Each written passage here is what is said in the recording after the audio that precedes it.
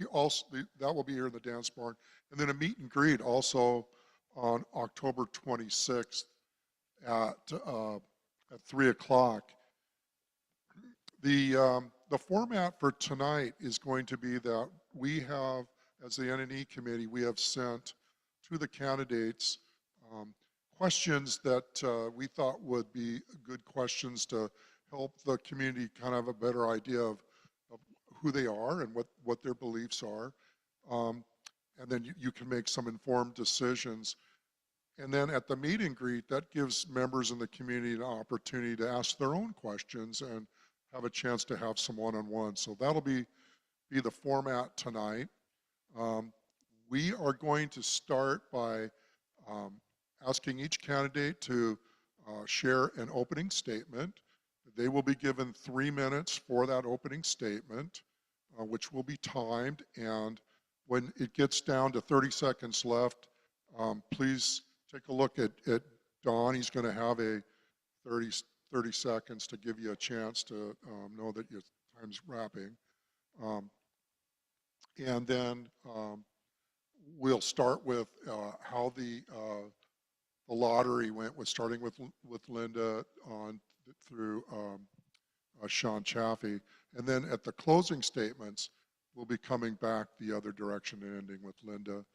I think I'm getting ahead of myself. I actually should start by introducing the candidates. Sorry, guys. So Linda Bradley is one of our candidates. Thank you for being here, Linda. And if you could maybe raise your hand just so that everybody in the camera can see you. And then Gene Maxner is another one of our candidates. And Joe Adams is another one of our candidates. And unfortunately, Sean Chaffee has an appointment that he could not miss. And so I do have his responses that we'll be sharing. Okay, so also I should introduce the committee. My name is Rob Gibbs. I'm the chair this year of the N&E committee. And we have Joe Jean Koss, and we have Don Jontas, and we have Michael Wadsworth is with us. So we are the committee. So when we get to the questions themselves, we'll start with, there's 5 questions. We'll start with Linda, and same thing, time for 3 minutes. And then the next question will start with Jean, and we'll keep going on down the line that way. So we're trying to keep this open and fair. The committee has said many times that we want people to be informed, have the opportunity to vote, and we encourage everybody to vote. Let's see if we can beat the voter turnout this year. So, okay. Hey, panel, any questions? We good to go? You ready to start? All right. Okay, so let's start with opening statement from Linda Bradley.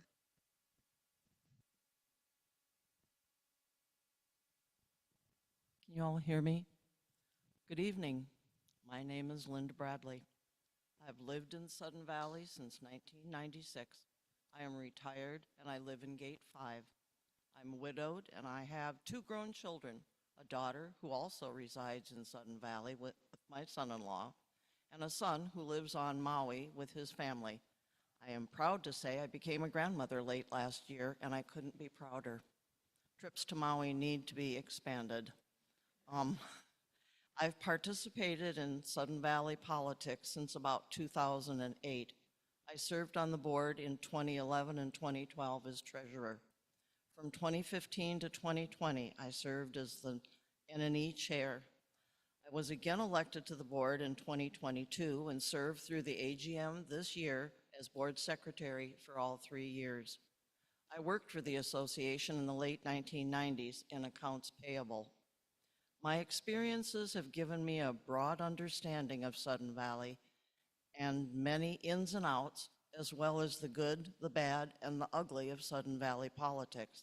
I've amassed a broad archive of Sudden Valley documents and find it beneficial to how I form many of my views of administration and the membership. Sudden Valley history is fascinating and challenging as we move forward into the future.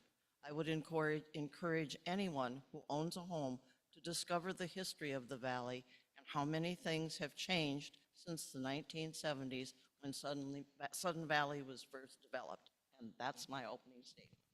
Thank you, Linda. We'll next hear from Gene Maxner. Hello, and I first want to thank Rob and the NAE committee for putting this together so that we have an opportunity to talk and show ourselves a little bit. Thank all the attendees here for coming and listening, because I think it's important to be informed, and either whether you're here or on Zoom, it's welcoming to see you here, so thank you. About me, I grew up in a small town in Iowa. I am the 6th of 7 children. I have 5 brothers and 1 sister. I went to college with the help of my parents, grants, and working at various jobs. I graduated from Iowa State College with a veterinary degree in 1987, and I moved to the Seattle area. I helped co-found an emergency clinic and critical care clinic in 2003. It started with 10 employees, 4,000 square feet. In 10 years, the business had over 100 employees and occupied 20,000 square feet. The business was sold in 2013. After selling the veterinary business, I obtained my MBA, and I had the opportunity to work with an emerging medical device company. We moved, my husband and I, Stu Mitchell, we moved here to the Sudden Valley in the fall of 2020, and that was in the throes of COVID. So it was kind of an interesting time. Being an emergency veterinarian taught me a lot about working and communicating with people. It taught me not to assume that we knew what people thought. I often talked with highly emotional clients, so I had to be patient, listen, and communicate clearly. Owning a fast-growing business taught me the importance of planning and executing. When to and where to open a new space, how much will it cost, what resources will be needed. So there are many aspects of planning and execution to grow a successful business. I have belonged to several professional and leadership organizations, including Veterinary Management Group and Vistage. I have volunteered on several boards, including the Seattle King County Veterinary Medical Association, the Washington State Veterinary Association, and Lake Forest Park Planning Commission. I'm currently volunteering at the Billingham Food Bank and reside on the Sudden Valley Finance Committee and on the Sudden Valley Golf Club Board. I enjoy swimming, hiking, golfing, community, 30 seconds, okay. I enjoy swimming, hiking, golfing, walking the dog, and working out and meeting people. I hope to use my skills and experiences to help Sudden Valley continue to grow into a place that people love, and a place of a community and a place to gather, a place where children can play and be safe.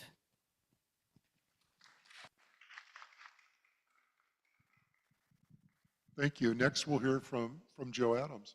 Is this thing on? Okay, it's working. Great. Hi, everyone. I'm Joe Adams. My husband and I moved up here from San Francisco in 2021. He's originally from Seattle, and we discovered the Valley in 2022 and bought our home in October. I'm 37 years old and millennial to the core. I point this out because it's a rarity here. Data suggests only 8 to 12% of homeowners are actually in this age range under 40.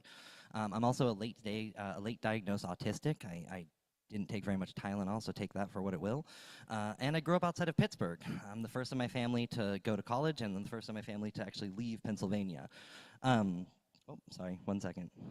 Since then, I've built a career in marketing, and today I'm the director of marketing for an AI travel company that just raised $4 million in funding. Even with that, I'll be honest, owning a home in my 30s still feels like a privilege. The truth is, Sudden Valley gave us something rare, affordability, space, and community. The first weekend we moved in, our neighbors came by in every direction to welcome us, and we knew right away this was home. My vision for Sudden Valley is about partnership and shared responsibility. I want to make sure our library, welcome center, clubhouses, beaches, trails, and parks reflect who we are today and where we'll be in 10 years. And the numbers matter here. Back in 2010, about 83% of the homes were owner-occupied. Today, it's closer to 93%. Nearly 60% of homeowners here are now over 55. In Bellingham, by comparison, only a third are over 55, and about a third are under 45. Here in Sudden Valley, fewer than 1 in 5 homeowners are under 45 years old. That tells us two things. First, we need to support our older neighbors with facilities, services, and plans that work for fixed incomes and changing mobilities. But second, we also need to look ahead. As homes turn over, Sudden Valley's affordability, larger homes, and wooded settings are a huge draw for younger families. That balance, honoring our longtime residents while preparing for the next wave, is what smart planning will look like. To summarize, my name is Joe Adams. I would really hope that for 20 years from now, I can be one of the neighbors who says, I've been here for decades and I helped guide Sudden Valley into the future. I'd be honored to earn your support tonight. Looking forward to answering these questions and digging in. It has been an honor to get to know Sudden Valley in the short amount of time that I've been here, and I'm looking forward to getting to know all the rest of you. So thank you very much. Thank you. Thank you. I'm going to read for you the opening statement from Sean Chaffee, and he starts with, "Good evening, neighbors. My name is Sean Chaffee, and while I wish I could be here in person tonight, I'm coaching my son's flag football team, a commitment I made through the fall. I think that speaks to who I am." Oh, geez. I think that speaks to who I am, a husband, a father of three, and someone who believes in showing up for family and community. My family and I moved to Washington 5 years ago and quickly fell in love with Sudden Valley. The natural beauty, the lakes, and most importantly, the sense of community are what drew us here and what keeps us rooted. Living here has given us a deep appreciation for what makes this place special, and it's why I care so much about protecting and enhancing the quality of life for all who call Sudden Valley home. Professionally, I've spent more than a decade in sales, marketing, and strategic growth, roles where managing large budgets, hitting goals, and building partnerships are essential. These skills translate directly to the work of our HOA board, stewarding our dues responsibly, ensuring fiscal accountability, and making sure investments bring true value back to residents. If elected, my vision is simple: keep Sudden Valley vibrant, family-friendly, and financially sound. That means enhancing recreation opportunities, making our facilities more usable for everyone, and finding ways to strengthen neighborhood connections. I would like to see more community events, kids programs, and creative uses of our spaces, things like food trucks in the Welcome Center or pop-up coffee mornings that bring us together. I also believe in transparency and collaboration. No single perspective is enough on its own, so I will always push for open dialogue, honest communication, and decisions that reflect the voices of our whole community. At the end of the day, what drives me is making Sudden Valley a place where families and retirees and individuals feel proud to live, in a place where we just don't share where we just share property lines to share community. I would be honored to bring my experience, my energy, and my commitment to this board. Thank you for considering me.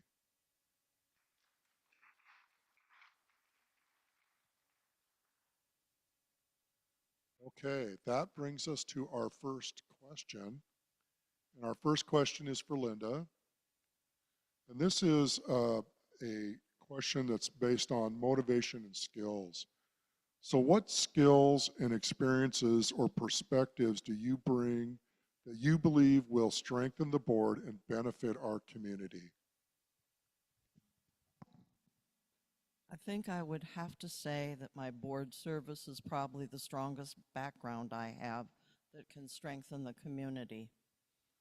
I've served with many different boards, and it's interesting to see how they change, how the dynamics of each of them act, and how they're all different, but they all provide a learning experience. Being able to explain to members why decisions are arrived at and the importance of taking advantage of reading and informing themselves of all sides of an issue before making assumptions that might be inaccurate, I think this is a duty of the membership, not the board. I know the board is expected to also be able to come to every meeting prepared to discuss whatever is on our agendas. It's important for a board to offer as much information as possible on subject matters that affect the members to help them understand why the board has acted as they have. Transparency is important for the membership to have trust in the board and that in the long run is acting in the best interests of Sudden Valley. That's sometimes hard to understand, and I think right now, even as we all sit here, we kind of know that we're all talking about Barn 6 and Barn 8, and it's a very good example of why it's important to put the information out there as much as you can and as accurately as you can. Thank you. Thank you, Linda. So Jean, same question, and I'll repeat it. What skills, experiences, or perspectives do you bring that you believe will strengthen the board and benefit our community? As a veterinarian, when I was a veterinarian, I can't assume that you understand what the client is going through. You can't assume that you know what they understand. So it's important to be respectful and understanding when communicating. As a business owner, I helped organize and plan the long-term growth of the business. This required organizational and executional skills and experiences. Like I said, we grew from 10 employees and 4,000 square feet to over 100 employees in 20,000 square feet, and that was over 10 years. So we had fast growing and we had to move pretty quickly. I also helped to spearhead spearhead the planning and execution of a 3-day veterinary conference on animal cruelty. This took a lot of organization with vendors, with speakers, with attendees, with housing of where we were going to have the organization. So there was organizational and executional skills needed there. When I plan and execute, I have sort of a format that I use. Get input from many, especially those who know more about the subject than I do. Have a clear idea of the objectives, have a clear idea of the resources needed, have a thorough outline, assign qualified personnel to the task, and have time deadlines and execute. My perspective is that it takes more than me. It takes more than me or the board to run the community of this size. It takes the community. We need the help of everybody that's out there. Thank you.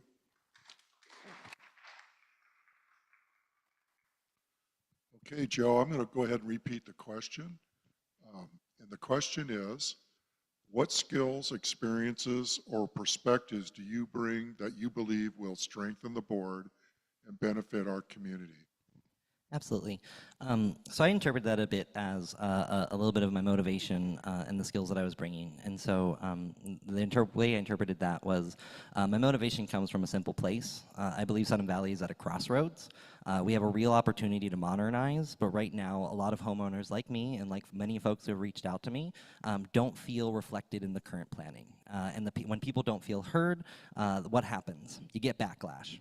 And that's what's driving me. I want to bridge this gap. I want to bring more people into the process. I want to make progress, but to do it in a way that earns real, lasting community support. I think one thing that maybe I disagree with statements previously stated already is that I actually do think that it's the board's responsibility to bring information to the homeowners.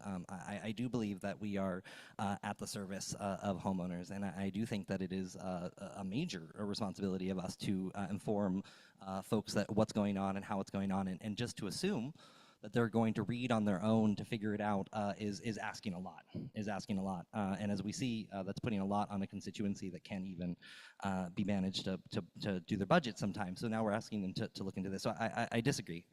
So skills. Professionally, I have expertise in communications, marketing, and strategic planning with a modern digital-first approach that matches how most of us actually are communicating today. There are easy ways, very affordable ways that we can communicate quickly and use digital services in order to reach a predominant group of our members. I'm also an executive. I managed and still manage the success of multi-million-dollar businesses. That means I understand both sides of the equation. The people side, communication and trust, and the relationships you need to build with your constituents, as well as the operational side, the budgets, the planning, the accountability. Sure, things are going to come up, things are going to change plans. It is our job to communicate those changes to homeowners so that we bring them along for the process, not change the process on them and expect them to keep up. Right? An example of this, I think, as it was pointed out, since moving here, I can tell you how many of my neighbors have stopped me on a walk, and some of them are here, at the mailbox and say, hey, Joe, what's going on with the roads? What's going on with the pool? What's going on with XYZ? Because I just happen to be one of the folks who is tuned in to the Reddit or into the Facebook, and I'm paying attention to the agenda and the minutes. But most people aren't. Most people aren't paying attention to the minutes and the notes, and you have to bring that to them. The barns are, the clearest example. The way the conversation has been handled has really eroded trust. I'm not here to say I'm anti-progress. I'm here to say that the way people have heard about these plans, only after they're so far along, feels too late to have a say. This breakdown in communication creates frustration and backlash. This is exactly how I know I can help. I really think that my career has been bringing ideas together and helping with collaboration, and I think taking the work that's already been done and packaging it and helping to pull people along with surveys is the way to go. Sorry. Thank you. Thank you. So I'm just going to follow the same process. So the next question, if Sean was here, would be that what skills, experiences, and perspectives do you bring that you believe will strengthen the board and benefit the community? And Sean's response is, I bring a blend of professional experience and personal commitment to the board. For over a decade, I've worked in sales, marketing, and strategic growth, which means I'm used to managing budgets, setting measurable goals, and holding teams accountable to results. Both skills translate directly to HOA governance. Just as important, I'm a father of 3 raising my kids here in Sudden Valley. The perspective keeps me focused on creating a safe, family-friendly, and well-managed community where everyone, from young families to retirees, feels represented.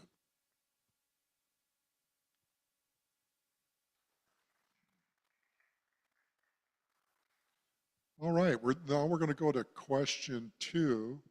And this question, we'll start with Jean and move down from each person from there.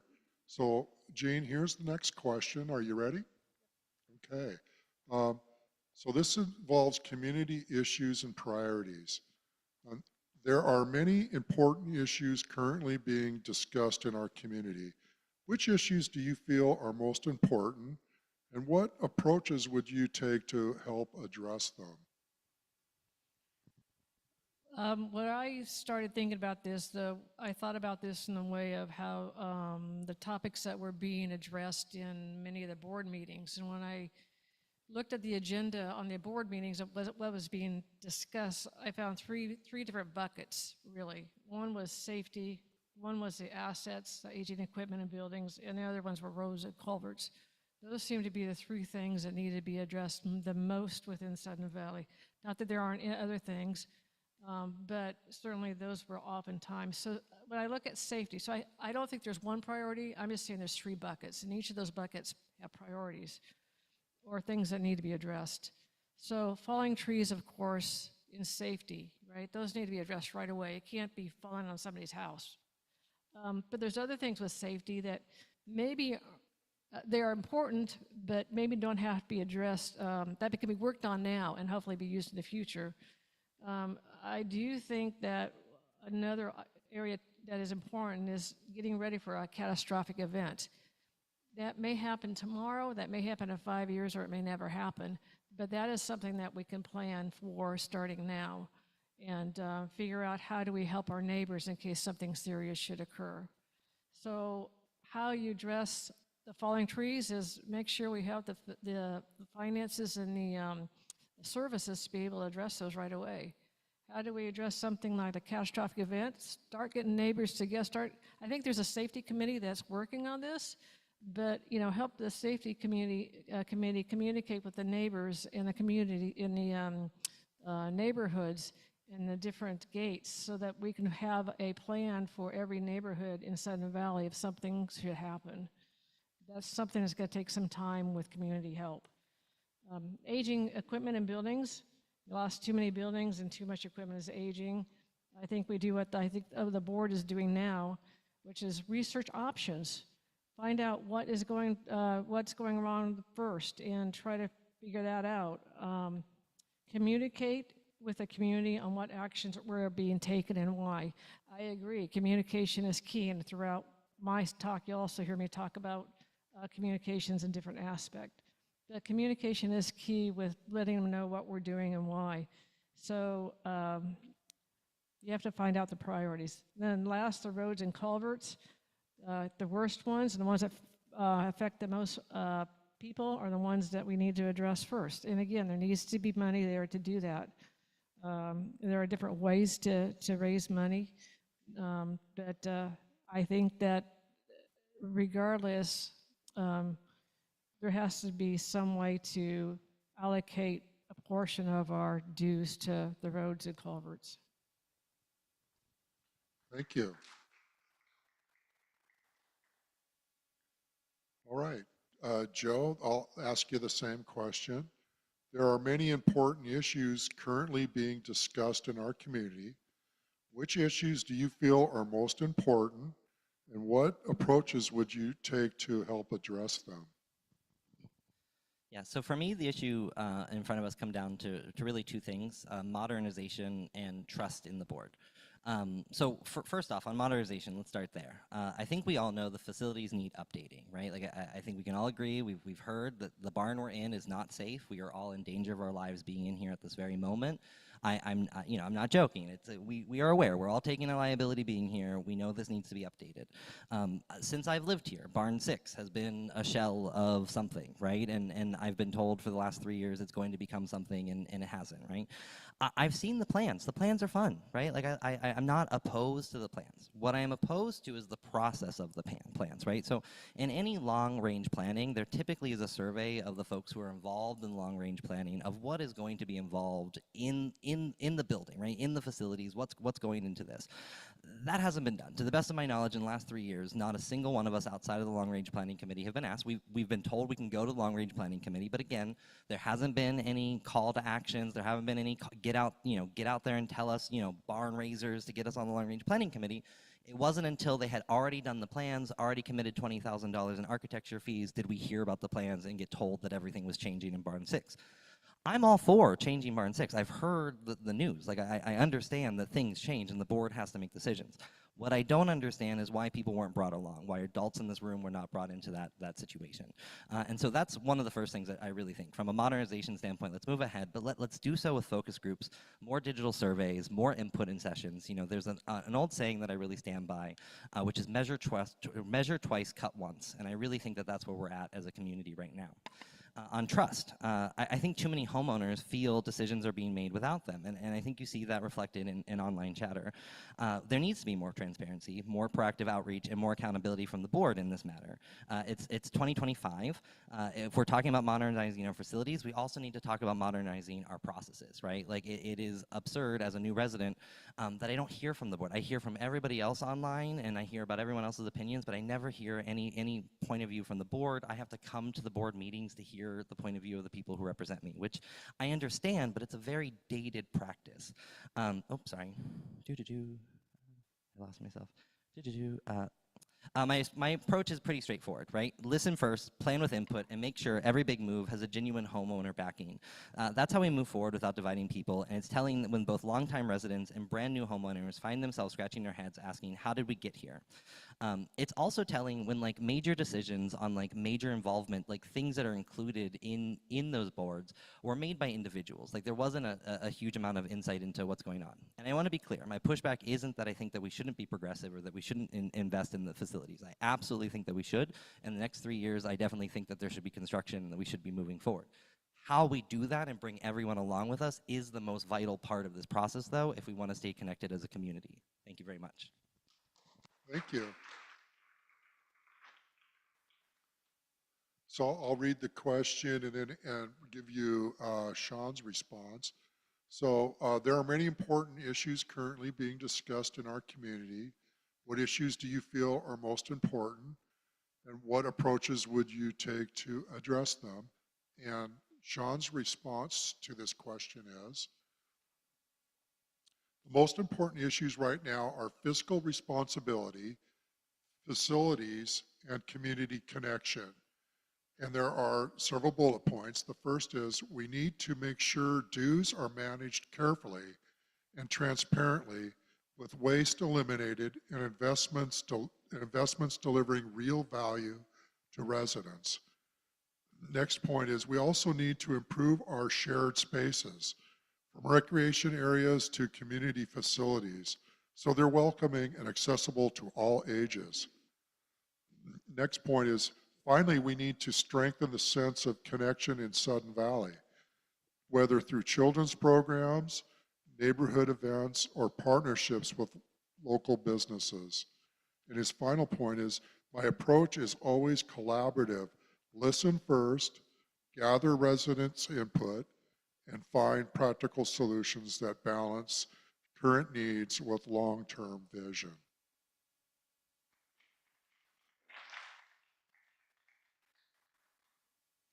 Okay, we're ready for the next question, and Joe, you're going to start. Oh, I did it, Linda. I can't forget about Linda. Linda, here's your question, and there are many important issues currently being discussed in our community. Which issues do you feel are most important, and what approaches would you take to help address them? Okay, we currently have quite a full plate of current issues. The barns are probably the biggest two issues facing the valley. I feel the board and long-range planning have been working hard to reach a decision on the best path forward to furnishing the facilities needed for Sudden Valley. Town halls have been held, as well as having the architects and engineers have made reports at the board meetings that members can attend and get information. Unfortunately, it isn't an easy decision. The dance barn needs far more than remodeling as first proposed. An extensive structural investigation and report that exceeded prior reports shows extensive structural work that needs to be undertaken with actual loss of the use of this building while the work is being done that would affect use of the health club and the basic meeting areas that we have in the building to have meetings like we have here this evening. It's a different, how do I say it? It's a different atmosphere of people thinking that the board's making bad decisions. How many of you lived here to know that there used to be a barn 7 out here where the green grassy area is? Some people, but not many. How many of you know there used to be a rotunda building where the Gate 1 mailboxes are now? Not everybody. These are our buildings that we had that for one reason or another are gone. You know, we tried putting the library tried building in the bottom of barn 7 only to find out that it had powder post beetles, and we actually have lost the adult center to the library. Not that I resent that the library is in there. I'm glad that we have the library here in the valley still, but we've lost another one of our facilities. And what's happening is we're losing our facilities. We're not gaining anything. And yet, even to do this building now, the floor you're sitting on, I believe, has 100 or less PSI, which means, you know, it's a real chance. We have lots of meetings in here. We have the market that's coming up, and it's like we've reached kind of maximum. But in order to fix this problem, this floor has to be all taken up. The ceiling in the multi-purpose room downstairs needs to be removed, and it all needs to be fixed and done. It takes time. And it's like we need to realize that maybe we need some facilities that in the past we have always thought would just be an extra. And I think we need to rethink that, and I think the board needs to work at communicating to the community that there is more that we need.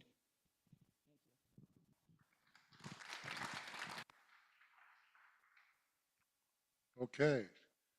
Now, I think I covered everybody. Thanks for reminding me that I missed Linda.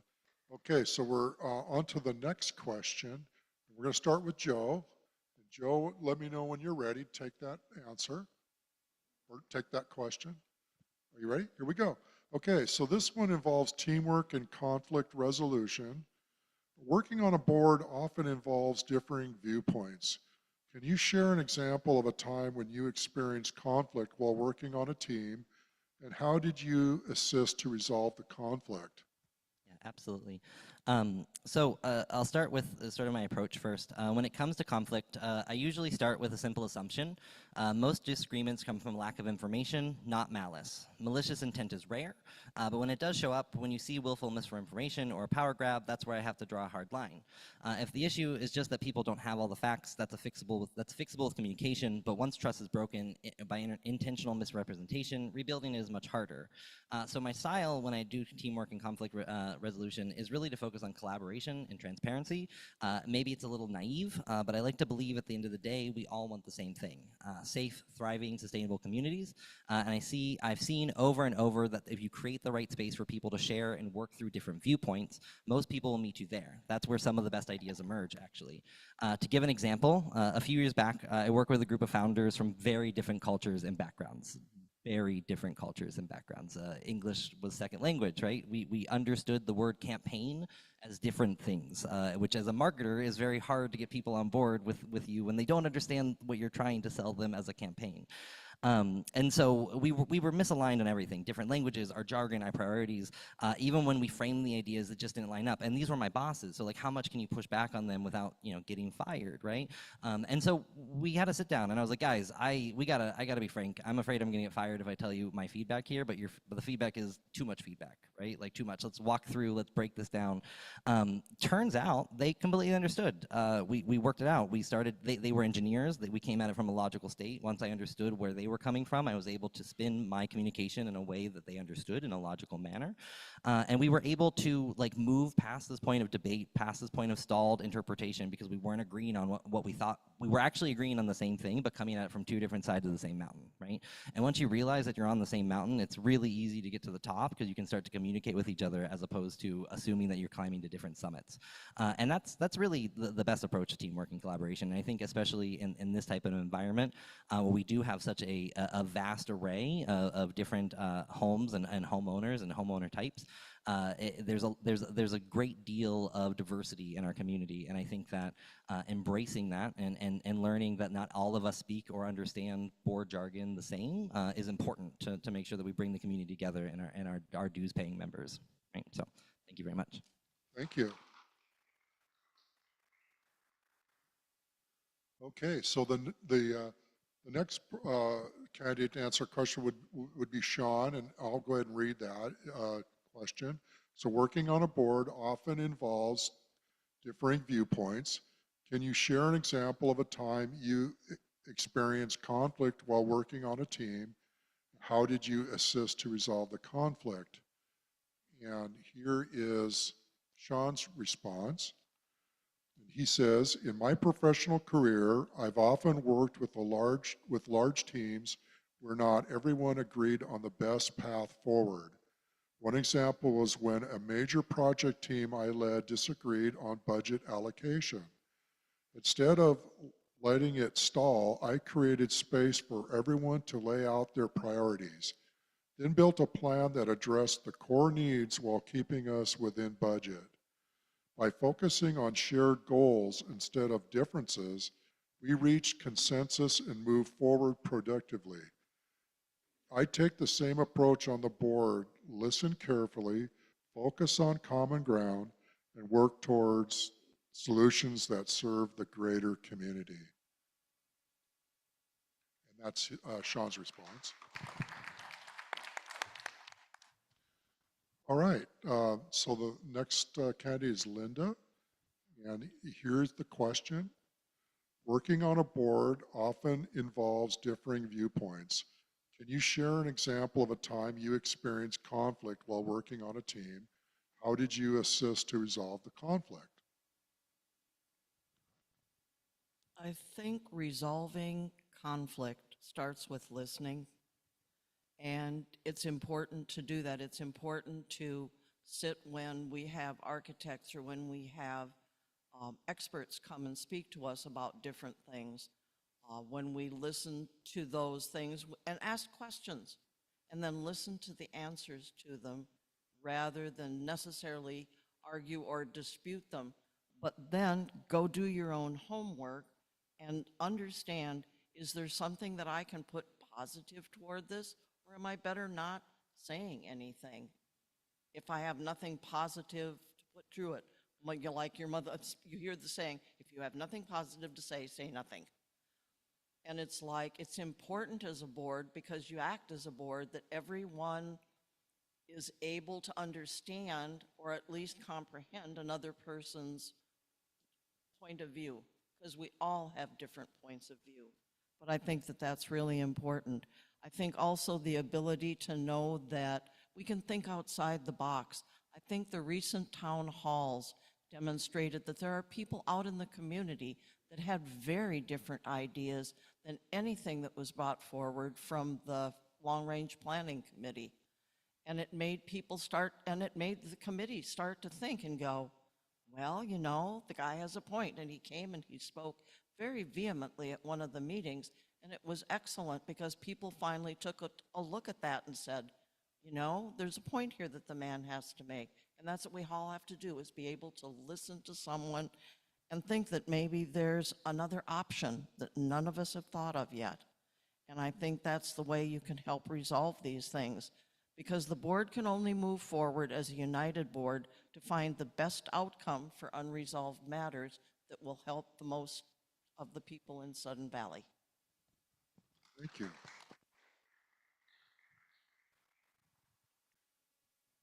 Okay, Jean, the question is for you. And working on a board often involves offering differing viewpoints. Can you share an example of a time you experienced conflict while working on a team, and how did you assist to resolve the conflict? Well, I think that it's unfortunate that different viewpoints can lead to conflict. I really welcome different viewpoints. I learn from people with different ideas, different opinions. And so I don't think that that should necessarily end in conflict. But I do understand there can be disagreement. And I think after you had respectful conversation and you can't resolve it, it's okay to agree to disagree. That to me is an acceptable result also. Having said that, how have I resolved conflict before? In my business, we had leadership teams that would have not agree on maybe what the responsibility was at that time. And when there was a conflict there, I would take them each individually. We'd have a discussion, try to figure out what their underlying issue was, where was it that they were differing. And after I understood the different viewpoints, I would bring the parties together. We would each talk, and they could give their perspective of what they thought and start talking about the problem and start working it out. And what often happened was there wasn't really an issue, there was a misunderstanding, or there was sometimes a process problem that I had to fix. So it's really important to understand what the issues are from both sides and then try to get together to resolve them and really understand what the underlying problem is, because it may be something that is you are causing and not a conflict between the two people. Thank you. Okay, so we are on to the next question, and Sean's the first candidate would respond. And this one is under the realm of understanding the role of the board. And so the question is, how do you see the role of Sudden Valley Board of Directors in serving the community? And here is Sean's response to that question. And he says, the role of the board is to serve as both stewards and representatives. That means being responsible with financial oversight, transparent with decisions, and accountable to responses. To residents, excuse me, accountable to residents. It's not about personal agendas. It's about ensuring that dues are used wisely, amenities are maintained and improved, and that residents feel their voices are heard. Ultimately, the board's job is to keep Sudden Valley thriving, both now and for the future generations.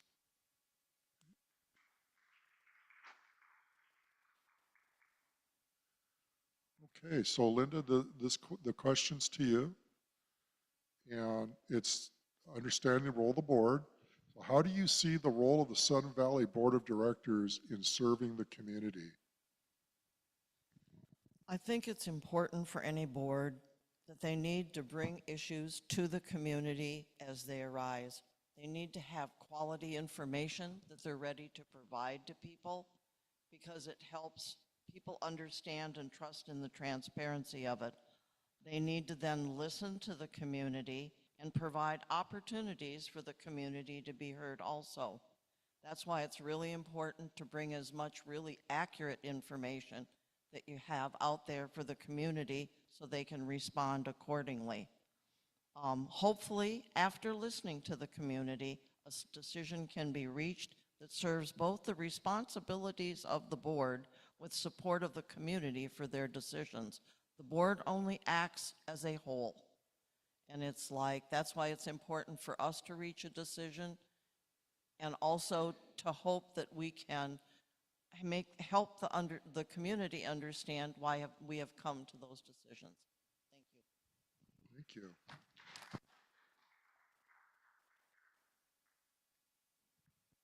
Okay, Jean, the question's to you, and it is understanding the role of the board. How do you see the role of the Sudden Valley Board of Directors in serving the community? Well, again, it's addressing the needs of the community, and part of that is safety, improving and maintaining our assets, and addressing our roads and culverts. But you address these items with the community through thoughtful and thorough planning, with input from the community, and communicating to the community why they are doing what we are doing, what the board is doing, what is doing. Now, having said that, there is challenge with communicating to that community.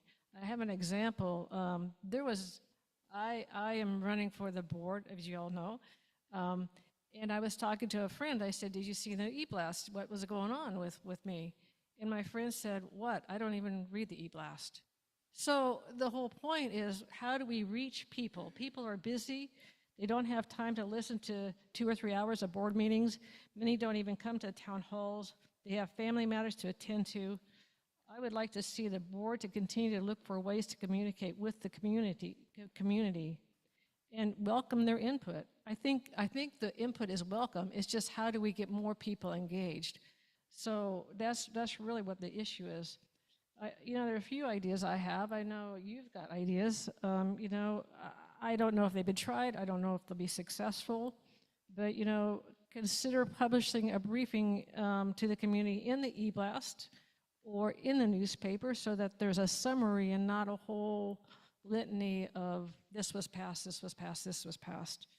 Again, try some informal gatherings to meet with people or find ways to meet at parks or where they live. I don't know if any of these will work. I know a lot of times they won't work once, but if you can do them time and time again, maybe they will start making an impact. But it would be nice to find ways to break through and have better communication with our community. So I do think the board tries, but there's got to be some other alternatives that we could try. Thank you. Thank you.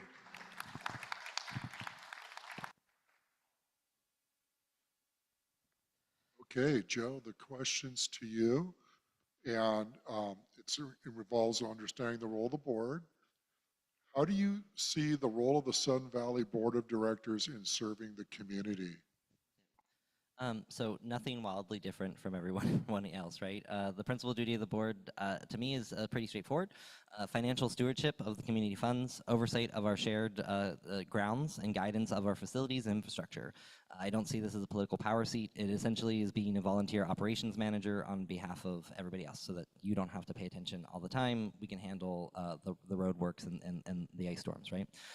Our responsibility is to represent the will of the community, so people don't have to worry about that, as I just said.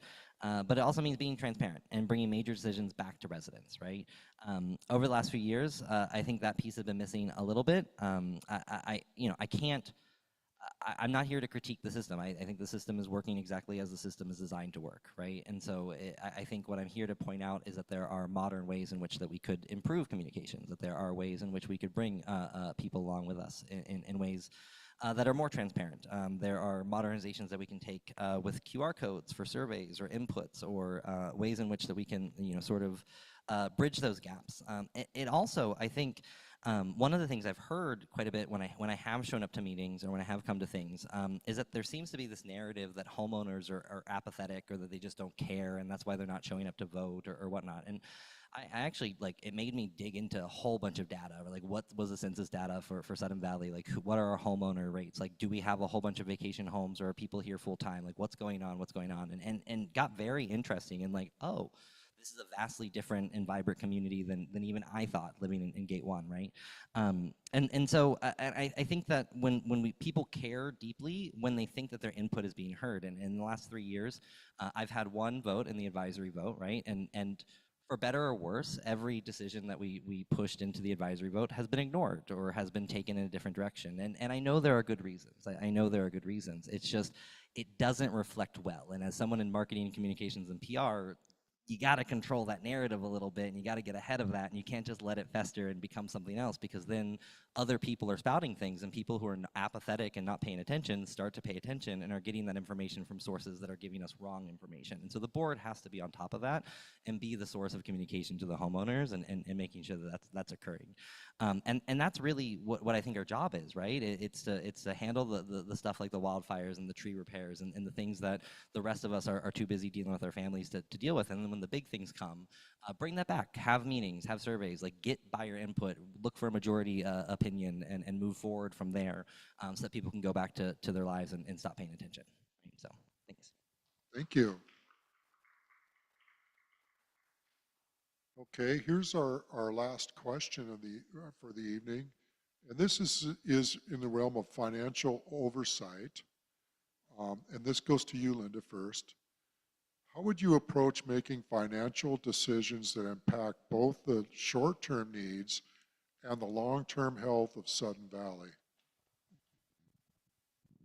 Ooh, long story. For years before, many of you have lived here in Sudden Valley. Sudden Valley has struggled with approving budgets and the dues to pay for those budgets. Other years, budgets didn't include all funding needed for dues for both operations and reserves. Prior boards and members many times embrace the lower dues rather than a budget that moves finances to a more positive level.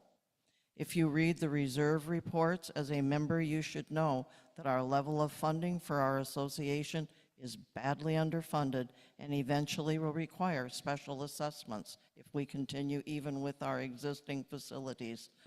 Minimal 3% increases are neither healthy nor responsible. Not funding the reserves is our greatest danger. In coming years, state law will require a board to adequately fund the association with budgets and assessments to pay for them. If we continue to whistle by the graveyard in the coming years, we will pay the price. It's like every year when the reserve study is done, for every single item that's in there, it increases 4%. If we do not fund our reserves or want to put any money into them, we simply fall behind. I spent an hour beating up the board. I feel really sorry that I did about, originally the 2026 budget had no funding for either of the reserves in it. The All of the 7% went to operations, and I told them that I would vote against that budget. And anything that my political clout carries if they didn't put something into the reserves, especially our SURF account. And after arguing with people, I managed to get $50,000 from the hazard trees removed and put into SURF. Is it adequate? Not near enough. But to put nothing into it, I know puts us further behind. It's really dangerous, and we're to the point of where 7% isn't going to do it anymore. And state law will require us to honor that it can't anymore. And the sooner we understand that, and the sooner we make an effort to really look at what it takes to support the community, the better off we're going to be before it's forced upon us. Thank you. Thank you, Linda. Jean, the question comes to you next.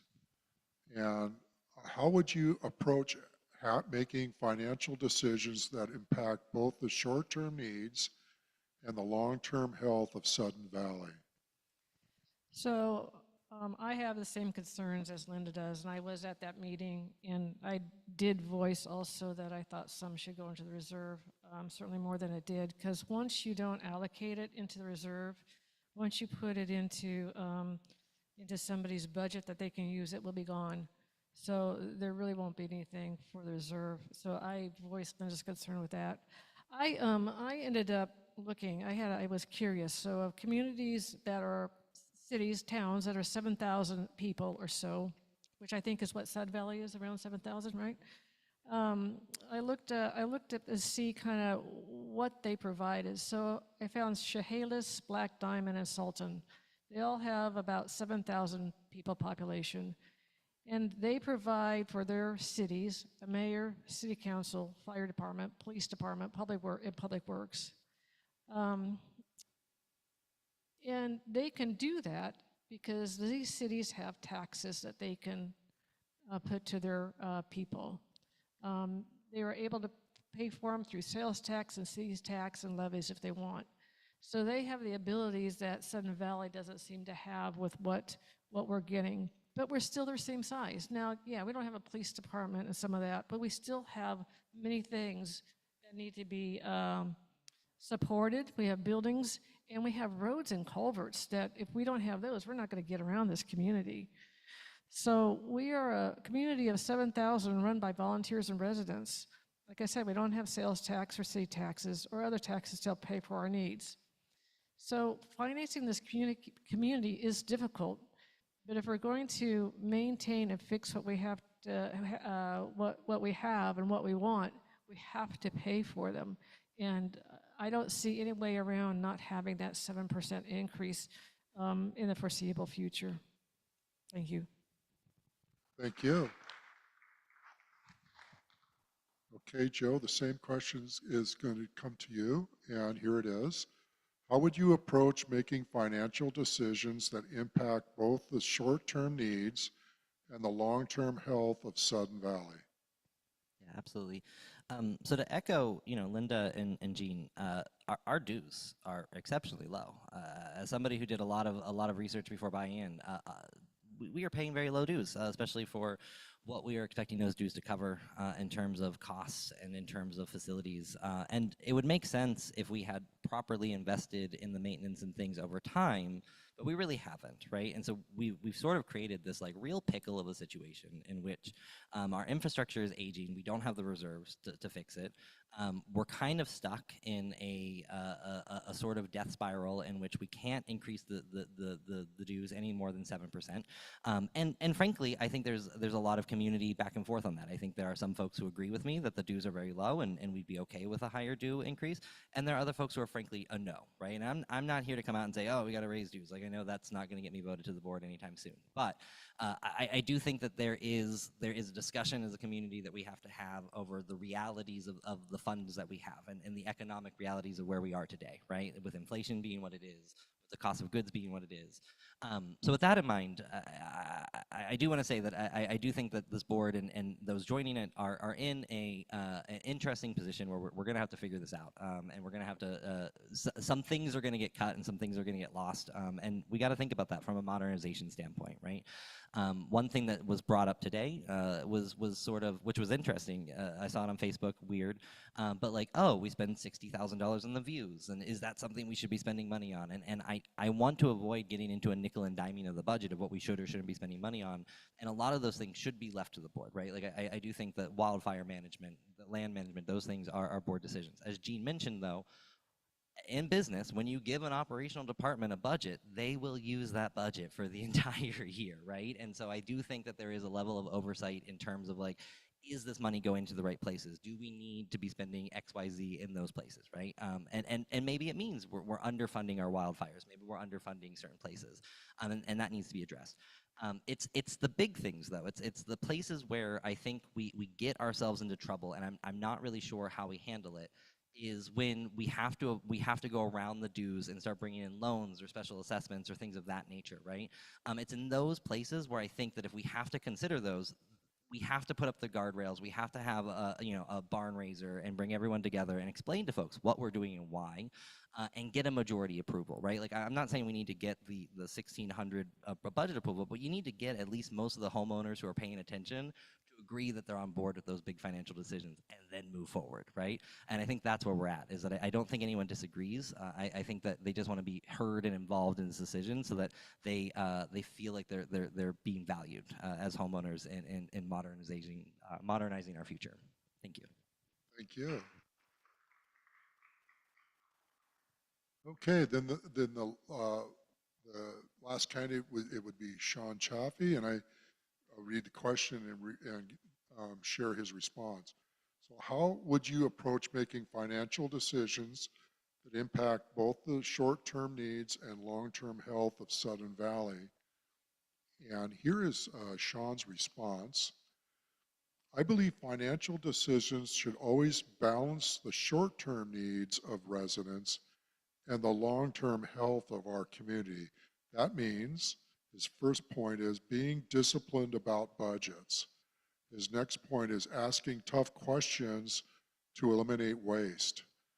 His next point is prioritizing investments that directly benefit residents.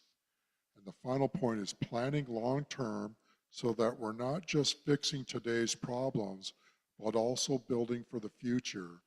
With my professional background managing large budgets and growth strategies, I know how to weigh costs against value and make sure every dollar is working as hard as possible for the community. Okay. Well, thank you all candidates for your responses to these questions. That was all of the questions that we put together and submitted to you for tonight. We're now going to your closing statements, and we'll start with Sean Chaffee. And I want to apologize, I'm kind of looking over the camera, I want to apologize to Sean at his opening statement. My voice got a little froggy, and so I apologize if it wasn't very clear. But here is Sean's closing statement. As I close tonight, I want to share why this matters to me personally. My wife and I chose Sudden Valley as the place to raise our 3 kids because of the beauty of this community and the lifestyle it offers.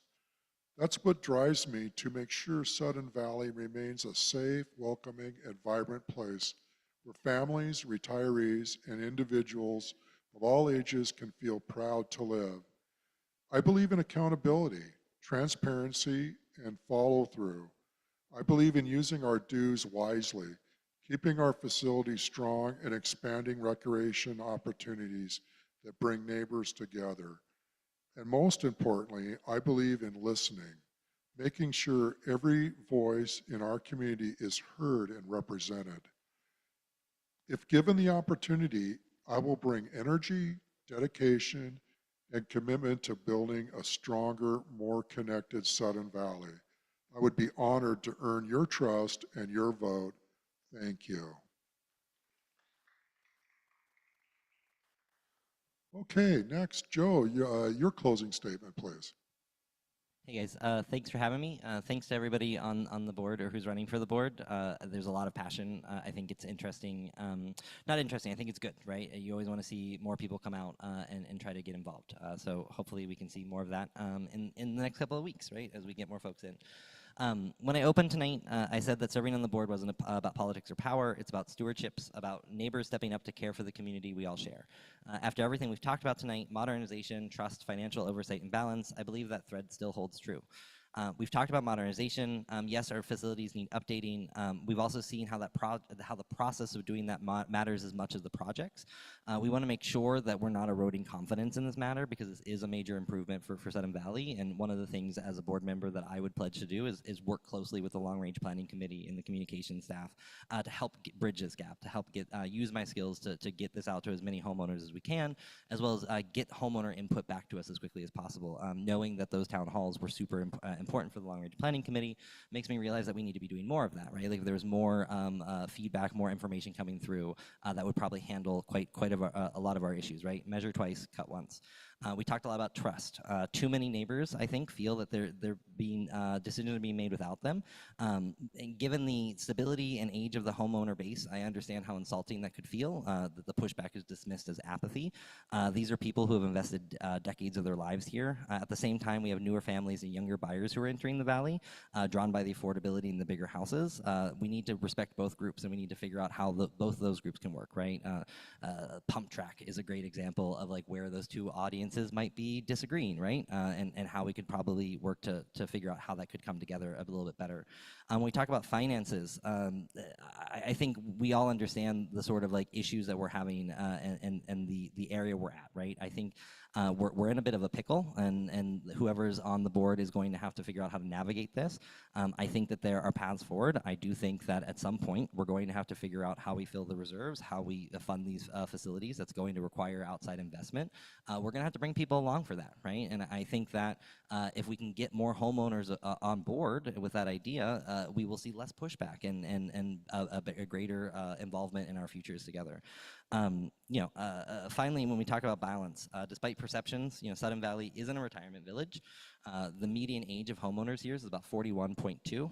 Roughly 80% of us are under retirement age. That makes us a vibrant, diverse neighborhood. We've got roads, we've got kids, we got things we gotta pay attention to. We don't have city money, we gotta use our own, right? And so how do we balance those budgets? I really think that pulling that all together is critical as we move forward. If elected, I would work every day to ensure the board serves you, not the other way around. I'd be honored to earn your support, and even more honored to earn your trust as we shape the future of Sudden Valley together. Thank you. Thank you, Joe. Jean, your closing statement, please. So I am using my vision statement for my closing statement tonight. So we moved to Sudden Valley in the fall of 2020. It was the lake's beauty, hillside ridges, and hiking trails, and the golf course that captured our attention. The country was in the throes of COVID, and few people were out and about. But the few people that we did meet were kind and welcomed us to the area. I now walk my dog almost every day, and on those walks I have met the best people. They may be enjoying the soccer field, the pool, the pickleball, tennis courts, the gym, the golf course, Lake Welcome, Lake Louise, Outlook Mountain, or any number of parks and trails we have in the area. I hope to preserve these parks, these nature trails, and improve the amenities we all enjoy. I also hope to understand what is important to the Valley's residents and listen to their opinions and ideas. Having said that, I will not engage in social media posts. I currently do not subscribe to any social media platform. I believe social media should not be used for serious conversation and problem solving. It creates silos where groups of people echo each other and where little productive conversation occurs. It allows criticisms and accusations without evidence. However, I will be happy to have a conversation with any Sudden Valley resident who wishes to engage in respectful conversation. I'm happy to talk over a cup of coffee or a glass of wine or walking the dog. I hope to help accomplish the priorities of Sudden Valley residents desire. I understand I will be facing challenges with this goal. Not all residents will have the same priorities. Not all priorities can be #1 priority. Not all priorities are feasible given any number of reasons. That means balancing priorities, communicating with Sudden Valley residents why certain priorities are being addressed and others must wait or cannot be achieved.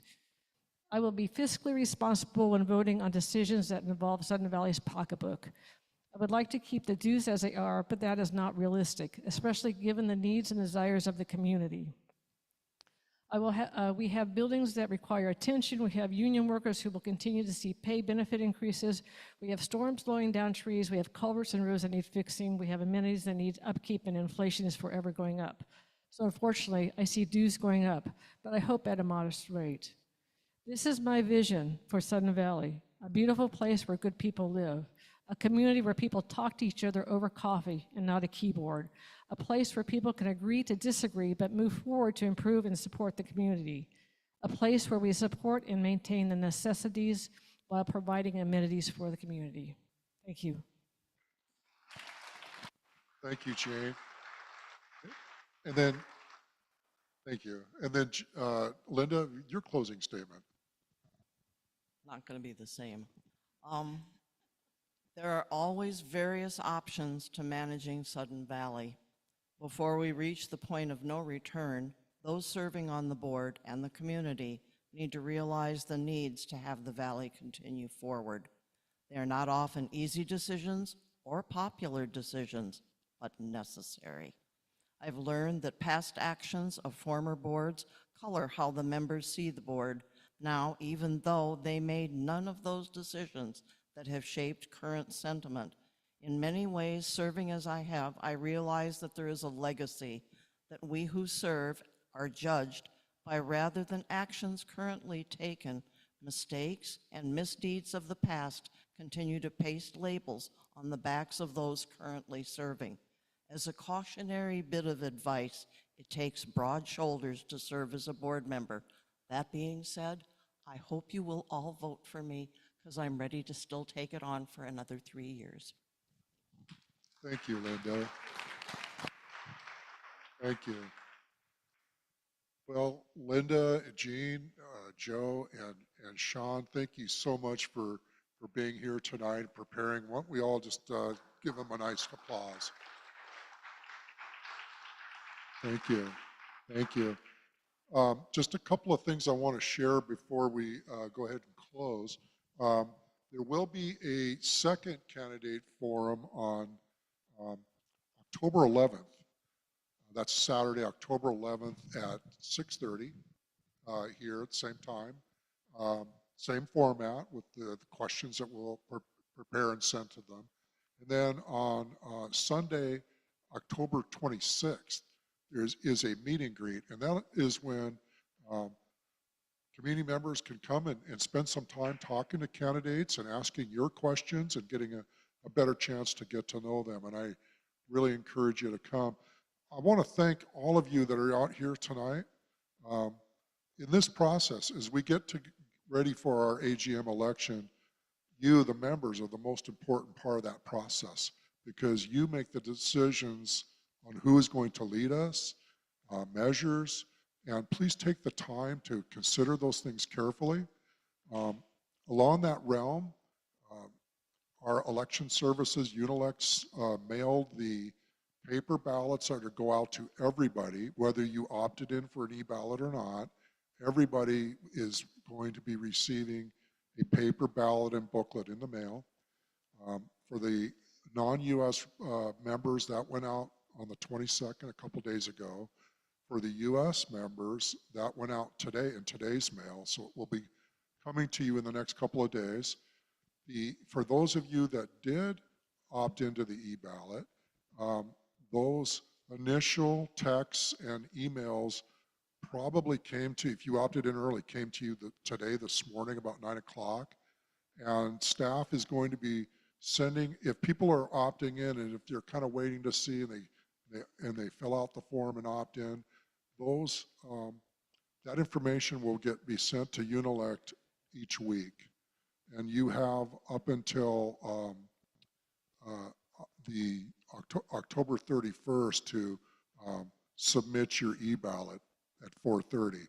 The same as a paper ballot. The paper ballots have to be put in the ballot box here at the community center by 4:30 on the 31st. And I should have that information, but there's, oh boy, there's so many dates that float around. There's a date on which it is strongly suggested that you mail your paper ballot to Unelect. It must be received by them no later than 4:30 on October 30th, because they grab all of those ballots and bring them with them. They jump on a plane from California and come up here. They're excellent. They've done a fantastic job. They know our system. I really appreciate everybody's patience as we're learning this first year on e-ballots. And if you opt in, Sudden Valley will not have to pay the return postage. We'll pay for the postage for everybody to get the mailing, but if you don't mail it back and you use an e-ballot, then we don't pay the return postage. And the dream would be is if the majority of us said, we believe in the process and I don't need something mailed to me, our cost of our AGM election would go way, way down. So I'm kind of urging you to trust the process. There have been some large unions that have used Unelect for doing this kind of voting, as well as some large HOAs. There's a really big one, bigger than us in Florida, that uses them.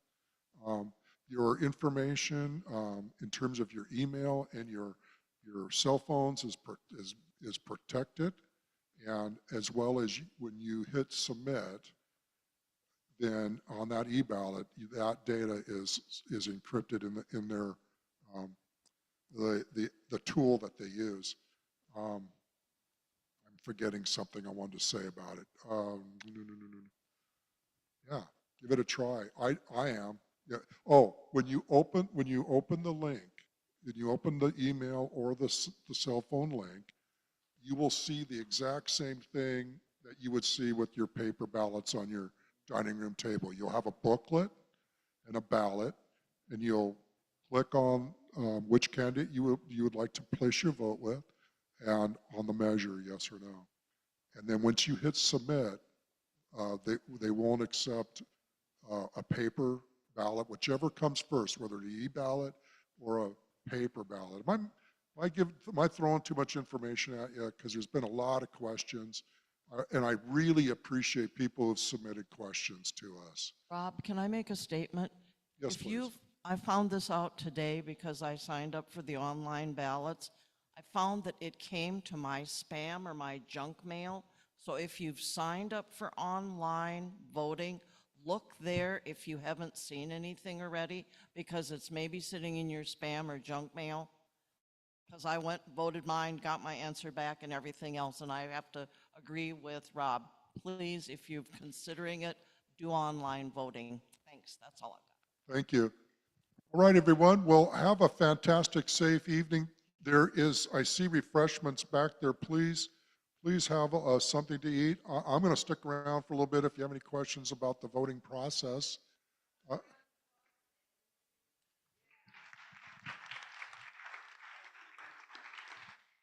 All right, everyone. Have a wonderful evening. And thank you for the round of applause.